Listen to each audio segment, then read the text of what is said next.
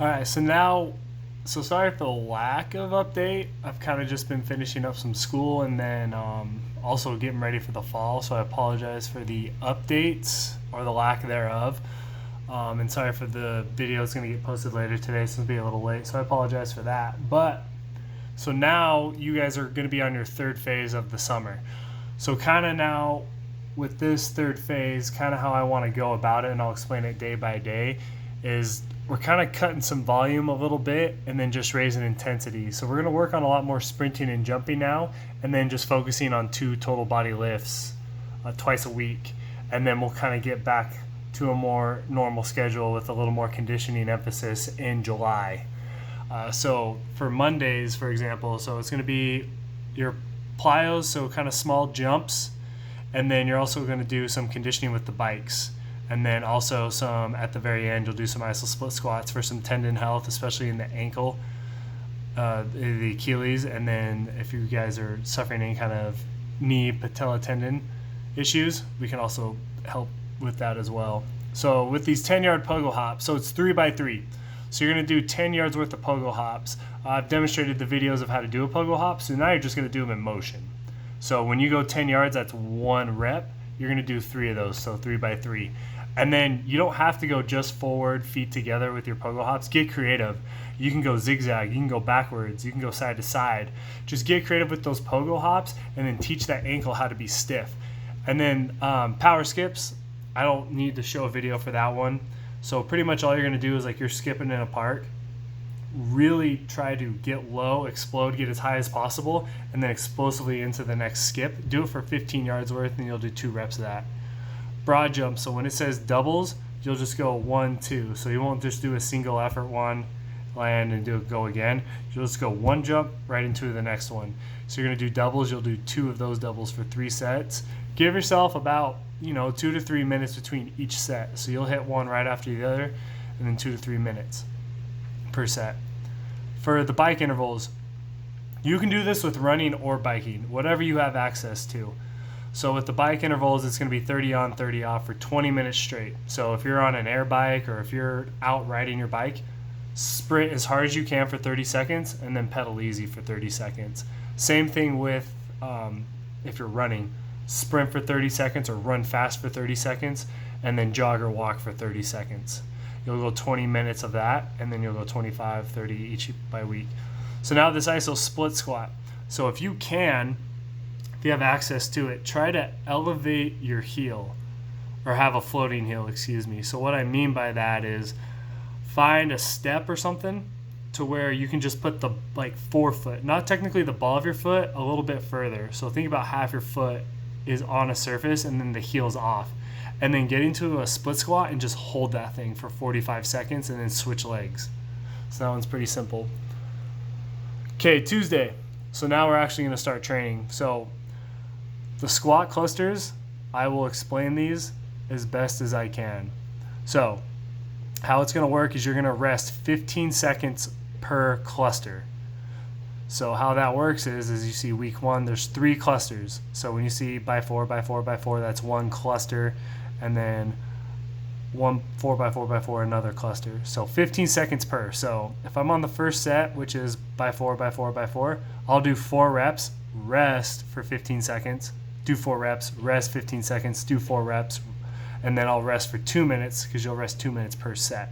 So just pay attention to the sets and reps and how many clusters there are with each week. Barbell incline, this one's self-explanatory. If you have access to a bench, put it on a 45-degree angle. If you have access to a barbell, great. If not, don't worry about it. You'll start 5 by 5, and then just each week, just slowly increase your weight, and then just follow the rest per week. And then snatch grip, barbell RDLs. So how that'll work is you'll grab your barbell. So don't think I'm just going to put my hands right outside my thigh. Think that little smooth ring at the very edge. Try to go your index finger out there because we're going to want a snatch grip. So we're going to get more of our upper back. We're going to get a little more core action. And then we're truly going to hit the whole posterior side of our body. So you're going to hit your hamstrings. You're also going to hit the posterior chain in your back. So you're going to get your back as well, and make sure to stabilize those shoulders, and then go as low as you can, keeping tension on the hammy and slight bend in that knee. And then the step back lunge to step up. Have dumbbells in your hand, you'll take a step back and then immediately take a step up into the box. Just go each leg. And then you'll go a chest supported alternating row. So each rep's going to be 1. So if it says 9, so I'll go left is 1, right arm 2, and then both arms, that's going to be 3. So technically you only do 3. Now a contralateral farmer carry, all that means is I have a weight in one hand by my side and then the other hand is above my head walking. So walk for 25 yards, you'll switch and come back. This C block will be pretty much done in a circuit. And then you just have 2 blocks where we're focusing on strength. So the front squat clusters and the barbell bench, we're just focusing on strength, taking our time in between. And then that C block we're using as more of like a circuit. So now our Thursday, so it's going to be more of our sprint, more of our jump days. So lateral tuck jumps. So use an object to where it's about maybe a foot high that you can jump over and back, kind of like a bench. So all you're going to do is start on one side, jump, pull your knees into your chest, land, hit, and immediately go. So the key is to be as quick as possible, limit your ground contact time, and then we're going for time. You're not going for reps, you're going for time. And then your zigzag bounds. So bounding, we've just been going forward, so now we're going to go side to side to side to side. So think you're kind of like jumping out, landing on a 45-degree angle, and then immediately bounding, almost as if you're Euro stepping. And then a 1-step vertical jump, take 1 big step, load that front leg, jump off of 2, jump as high as you can, reset. So just pay attention to your sets and reps. Give yourself about 2 minutes per set. The key is produce a lot of power. Be as powerful as possible, and that's why I want this 2-minute rest, so that you can restore energy and have enough to give max effort for 4 sets. And then just pay attention each week as well. And then a 5-yard shuffle to a 10-yard sprint. So as if you're doing a defensive slide in basketball, shuffle for 5 yards, turn and sprint for 10. And you'll go 5 each direction, so it's going to be 10 total. And then a walk-in 15-yard sprint. So pretty much what I want is these 15-yard sprints to be as fast as possible. So if you need a 10-yard walk-in or an 8-yard walk-in, just kind of build up speed, kind of like you're a jet taking off the runway. So you're kind of building speed, so that 15 yards is just like a top-end sprint. We're not trying to build speed to make that 15 yards fast. And then your Friday. So Friday is now just another lift day. And then you have a barbell complex. So how that's going to work is you'll see down there, we'll say squat, RDL, split squat. So use a barbell. So you'll do 6 front squat or back squat. I'll leave that up to you. 5 RDLs, and then you'll go 3 each split squat. So all in a row. So I'll go ahead and do my 6 front squats, immediately go into 6 RDLs, and then I'll go into 3 each on the split squat. Try to pick a weight that you can do without setting the bar down. So I suggest like with 10s, a 10 on each side, and then just go up from there. You have 3 sets. Give yourself about a minute and a half in between each one. And then your B block. So it's a simple push and a pull. You'll go single arm dumbbell bench, dumbbell single arm row. I'm not going to go over that. We should know that by now. Your pistol squats. All right, so this C block. So you got pistol squats, and then you got iso dumbbell single leg Bulgarian.